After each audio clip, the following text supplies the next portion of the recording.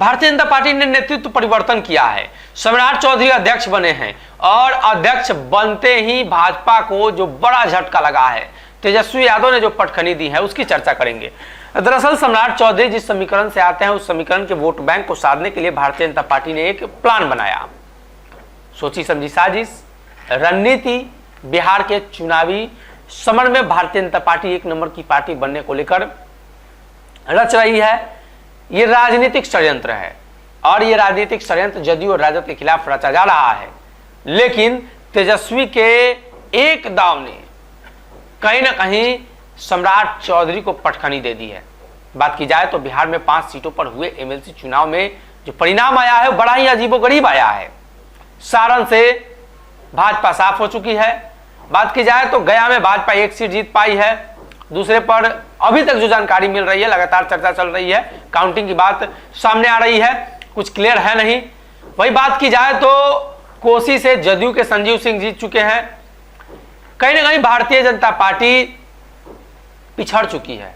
इस एमएलसी चुनाव में 5 सीटों पर चुनाव हुए थे और भाजपा मात्र 1 सीट पर जीत दर्ज कर पाई।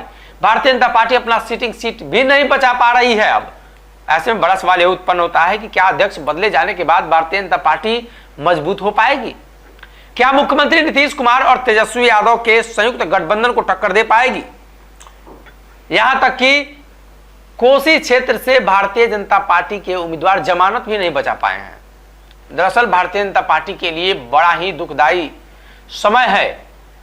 भारतीय जनता पार्टी के जो नेता हैं वो लगातार चर्चा कर रहे हैं और ऐसे में बड़ा सवाल यह उत्पन्न होता है कि आखिर इस एमएलसी चुनाव में भारतीय जनता पार्टी की जो प्रत्याशी हैं वो अपना जमानत नहीं बचा पाए तो क्या भाजपा नेता इसकी समीक्षा बैठक करेंगे? हालांकि जमानत भी नहीं बची है तो इस पर समीक्षा करने लायक कुछ है ही नहीं। भारतीय जनता पार्टी अमूमन ऐसे ही प्रत्याशी को सामने उतारती है। सारण से धर्मेंद्र सिंह को उतारा गया, जिनको उतना भी वोट प्राप्त नहीं हुआ है जितना बिहार के पंचायती राज में मुखिया को वोट प्राप्त होता है।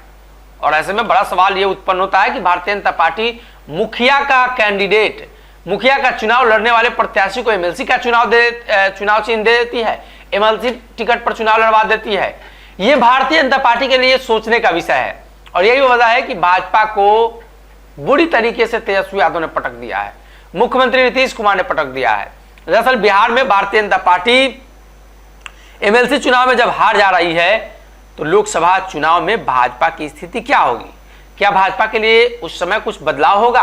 क्या प्रधानमंत्री नरेंद्र मोदी के नाम पर सभी लोग वोट दे देंगे? और जो लोग आज नीतीश तेजस्वी को स्वीकार कर रहे हैं, ये सवाल भाजपा नेताओं के लिए उत्पन्न होता है और ये चीजें कहीं ना कहीं भारतीय जनता पार्टी के अंदर मंथन चिंतन करने का और कहीं ना कहीं समीक्षा बैठक इसकी जब की जाएगी उसमें सवाल लगातार उठेंगे कि मुखिया का चुनाव लड़ने वाले प्रत्याशी को आप एमएलसी का चुनाव लड़ा देते हैं।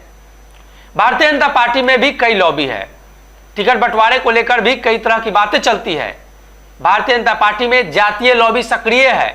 भाजपा को अगर छोड़ दिया जाए तो बिहार के किसी भी दल में जातीय लॉबी इतना सक्रिय नहीं है, या तो किसी एक खास जाति का चलता है या किसी खास नेता का। लेकिन भारतीय जनता पार्टी में एक जाति विशेष का टिकट कटवाने के लिए दूसरे जाति विशेष के बड़े बड़े नेता मिलकर और टिकट कंफर्मिंग कमेटी जो होती है, टिकट बंटवारे की जो कमेटी होती है, उसमें अपना पक्ष रखते हैं, उनका टिकट काटते हैं। परिणाम सारण का क्षेत्र है। सारण में एमएलसी चुनाव की बात कर ले या विधायकी की बात कर ले, कई लोगों का टिकट कटा है और इसके पीछे का वही वजह बताया जा रहा है। और ऐसे में एक बार फिर से भारतीय जनता पार्टी बुरी तरीके से इस एमएलसी चुनाव में हार चुकी है। एक प्रत्याशी तो जमानत भी नहीं बचा पाए हैं। भारतीय जनता पार्टी के लिए यह समय मुश्किल भरा है और इस चुनाव के बाद महागठबंधन का जो कुनबा है, महागठबंधन का जो हौसला है वो बुलंद है और लगातार महागठबंधन आगे बढ़कर प्रधानमंत्री नरेंद्र मोदी को हटाने का प्रयास कर रही है, संकल्प ले रही है। ऐसे में 2024 चुनाव में पता चल पाएगा, 2025 में पता चल पाएगा, लेकिन अभी बिहार की जो वास्तविक परिस्थिति है उसमें भारतीय जनता पार्टी काफी पीछे छूट चुकी है। अगर ये वीडियो पसंद आई और वह बिहार के राजनीति और बिहारियत से सरोकार रखेनी तो सब्सक्राइब बटन दबा के चैनल के सब्सक्राइब कर ली। ओजे एगो घंटी बा, ओकरा बटन दबा देला से कुल सटीक और मारक खबर रुआ मुफ्त में मिल जाई। अगर रउआ पत्रकारिता के हमनी के नया प्रयोग में सहयोग कर चाहतानी तो ज्वाइन बटन दबा दी। पेटीएम नंबर नोट कर ली 9386816700। धन्यवाद।